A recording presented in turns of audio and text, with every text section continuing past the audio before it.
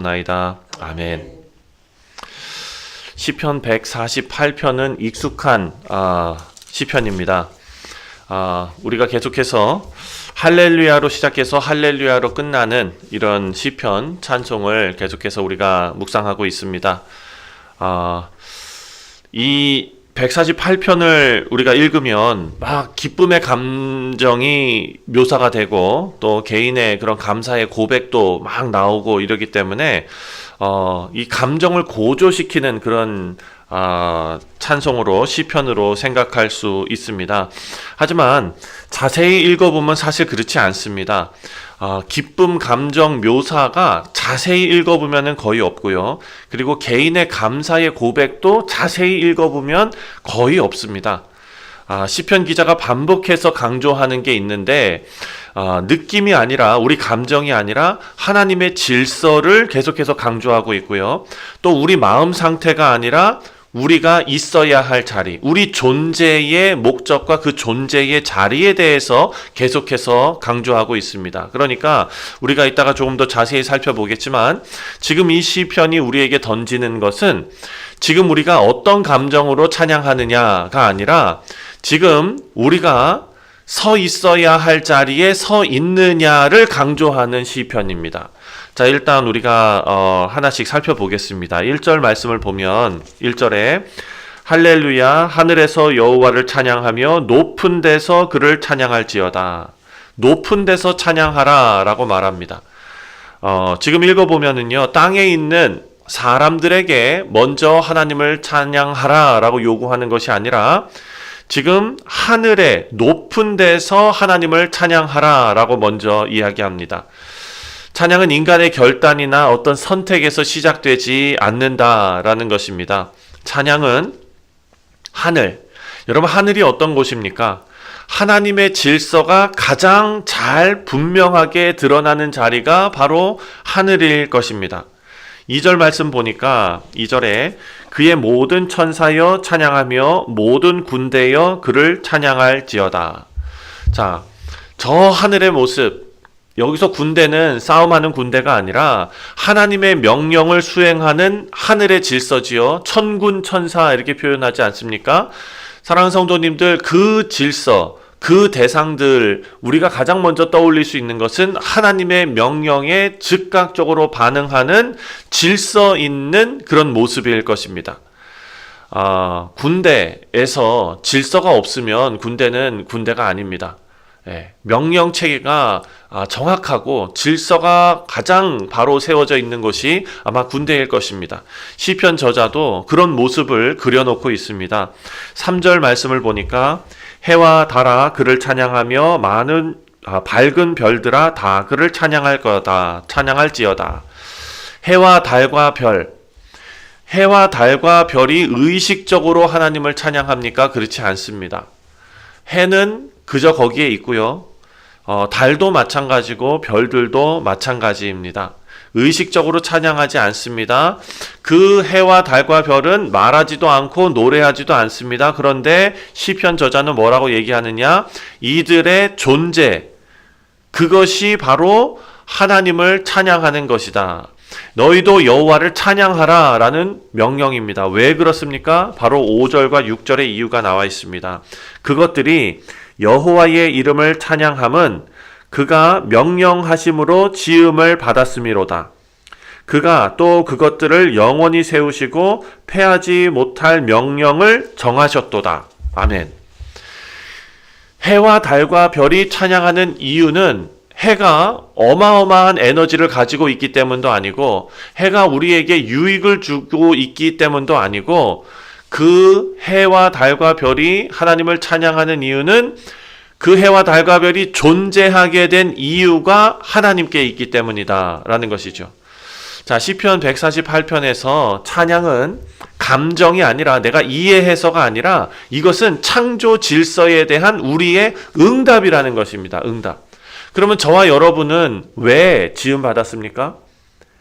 우리가 이사야 43장 21절 우리 찬양대원들이라면은 다 외워야 될 여기 찬양대원들이 많으신데 이 백성은 내가 나를 위해서 창조하였나니 나를 찬양하게 하기 위함이다. 하나님 그렇게 우리의 존재 이유를 딱 정해 주셨어요.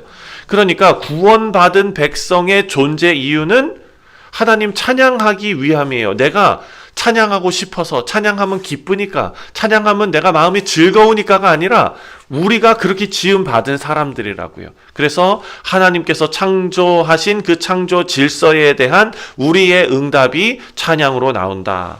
자, 7절부터 12절까지의 내용을 보면 이제 시편 기자가 저 천상의 하늘의 모습, 높은 곳의 찬송을 요구했다면 이제 시선을 땅으로 내리고 있습니다. 시선을 땅으로 옮겨서 7절 말씀에 너희 용들과 바다여 땅에서 여호와를 찬양하라. 자, 용들과 바다. 그때 당시에 용이 있었는가?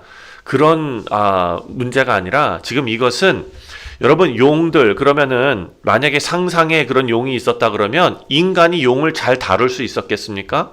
요즘은 영화가 나와서 뭐 용을 타고 막 뭘 날아다니고 뭐 그런 영화가 나오는데 그런 상상의 영화가 나오는 이유가 뭡니까? 그게 불가능하기 때문에 그렇게 만드는 건 아닙니까? 마찬가지로 바다도 마찬가지입니다. 인간이 항해를 하려고 나가면 그 옛날, 지금은 안 그렇지만 바다에서 배가 붕 하고 떠나면은 사람들이 다 눈물을 흘리면서 배웅을 했어요. 왜 그렇습니까? 이 사람이 돌아올 수 있을지 없을지 알 길이 없기 때문입니다. 바다는 변화무쌍한 날씨가 있기 때문에 풍랑을 만나고 태풍을 만나면 배가 지금처럼 큰 그런 좋은 그런 배가 아니니까 돌아올 수 있을지 없을지 알 수 없는 그런 일이에요. 그러니까 용이라는 것, 바다라는 것은 인간이 통제하기 어려운 존재들, 그래서 두려움의 상징이었습니다. 그런데 이들에게도 찬양을 요구합니다. 이유가 무엇이냐? 질서 정연하고 안정적인 것들만 하나님 찬양하는 것이 아니라 여러분 우리가 인생을 살아가도 아무런 어려움 없이 그냥 하나님 잘 섬기고 저 예배, 새벽 기도에 잘 참석하면서 그냥 이렇게 그런 인생이 우리 인생 전체를 따지면 얼마나 있겠습니까? 어려운 가운데 이렇게 안정적인 시간이 아니라 막 불안정한 시간들, 한 치 앞을 내다보지 못하는 그런 시간 속에서도 찬송할 수 있다라는 것입니다. 8절 말씀을 보니까 불과 우박과 눈과 안개와 그의 말씀을 따르는 광풍이며 이렇게 말합니다. 이것은 뭡니까? 자연현상이죠. 자연현상들, 인간이 통제할 수 없는 자연현상들조차 하나님의 말씀 아래에 있다. 하나님의 창조 질서 아래에 있다. 혼란처럼 보이는 것들, 그런 것들도 결코 통제 밖에 있지 않다라는 것입니다. 그렇다면 우리 인간이 어떻게 할 수 없는 자연현상도 하나님의 통제 아래에 있다면 사랑하는 성도님들, 우리의 일신의 문제 정도야. 우리 인간의 어떤 그런 문제 정도야 하나님께서 어떻게 하시지 못할 그런 일이겠습니까? 다 하나님의 통제 아래에 있다라는 것을 알 수 있습니다. 이어서 산과 나무와 짐승과 그리고 새까지 쭉 열거합니다. 9절과 10절 말씀입니다. 산들과 모든 작은 산과 과수와 백향목과 짐승과 가축과 기는 것과 새와, 자, 여기에는 어떤 위대함의 기준도 없습니다. 영적인 수준의 차이도 없습니다. 모두가 다 하나님 앞에 찬송하는 자리로 부름받습니다. 그리고 11절과 12절에 드디어 이제 사람이 나옵니다. 11절과 12절 세상의 왕들과 모든 백성들과 고관들과 땅의 모든 재판관들이며 총각과 처녀와 노인과 아이들아 이러면서 권력자와 약자, 어른과 아이 모두 구분 없이 다 포함이 됩니다. 그러니까 시편 148편에서 찬양의 이유를 골라라 하면은 우리가 잘 살았기 때문이 아니라 하나님께 부름받은 사람이기 때문이다 라는 것입니다. 이 존재 자체가 이미 찬양 안에, 부르심 안에 있는 것입니다. 우리 사랑하는 성도님들, 자녀들이 부모를 공경해야 되는 이유가 있습니다. 부모가 자녀를 사랑하기 때문이 아닙니다. 부모가 자녀를 위해서 헌신적으로 애써 주었기 때문이 아닙니다. 부모가 자녀를 태어나게 했기 때문입니다.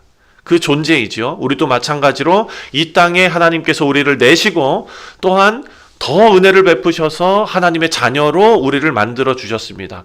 찬양할 이유가 넘쳐나는 것입니다. 마지막으로 13절과 14절 말씀을 보면 이 시편 148편의 결론이 나옵니다. 하나님을 찬양하는 것은요, 우리의 열심이 아니라 하나님의 높아지심입니다. 그러니까 시편의 결론이 뭐냐면 인간의 반응을 요구하거나 칭찬하지 않습니다. 13절 말씀을 보니까 여호와의 이름을 찬양할지어다 그의 이름이 홀로 높으시며 그의 영광이 땅과 하늘 위에 뛰어나심이로다. 아멘. 이것이 핵심입니다. 우리가 얼마나 찬양했는가가 아니라 하나님께서 여전히 홀로 높으시다라는 사실만 선포하고 있습니다. 그리고 마지막에 이스라엘이 언급되는데요. 14절에 그가 그의 백성의 뿔을 높이셨으니 그는 모든 성도 곧 그를 가까이 하는 백성 이스라엘 자손의 찬양받을 이시로다. 할렐루야. 이스라엘이 찬양하는 이유는 다른 민족보다 뛰어나서가 아니라 하나님께서 가까이 하셨기 때문에, 은혜로 곁에 두셨기 때문에. 그러니까 찬양은 가까이 부름받은 자의 자연스러운 응답입니다. 여러분 입술에서, 여러분 마음에서 찬송이 터져 나오는 때가 있지 않습니까? 그것은 응답이에요. 하나님께서 여러분과 가까이 계시고 여러분을 가까이 부르셨기 때문에 우리는 그 가운데서 자연스러운 응답으로 찬양이 터져 나옵니다.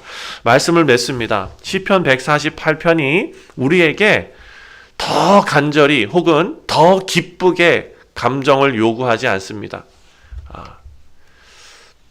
그 신앙의 선배들이 왜 이렇게 그냥 죽을상을 하고 있냐고, 기뻐하라고. 저는 예전에 장례식장에 갔는데, 저 천국에 갔는데 왜 이렇게 우냐고 이러면서 그냥 혼내시는 목사님도 제가 봤어요. 예. 맞죠. 맞지만, 사랑하는 성도님들, 오늘 시편 148편 말씀은요, 우리에게 그런 감정을 요구하고 있지 않습니다. 더 큰 감정을 요구하지 않습니다. 이 시편은요, 우리를 더 뜨거운 마음을 만들기 위함이 아니라 우리가 서 있어야 할 자리를 확인하게 만드는 말씀이 시편 148편입니다. 찬양은 우리가 기분 좋을 때만, 감정이 막 올라올 때만 하는 것이 아니라 하나님께서 세워두신 자리에서 하나님을 인정하면서 살아가는 태도가 바로 찬양이 될 것입니다. 오늘 이 새벽에 우리 사랑하는 성도님들 하루를 시작하실 텐데 우리의 감정이 찬양할 수 없는 그런 감정이어도 상관없습니다. 열심히 모자라도 상관없습니다. 여러분이 하나님을 섬기는 그 자리에 서 있다면 그 자체로도 이미 하나님을 찬양하는 삶을 살고 계시는 것입니다. 감정에 구애받지 마시고 존재의 목적과 그리고 하나님께서 세우신 자리를 믿음 안에 잘 지켜나가시는 우리 되시기를 주님의 이름으로 축원드립니다. 기도하겠습니다.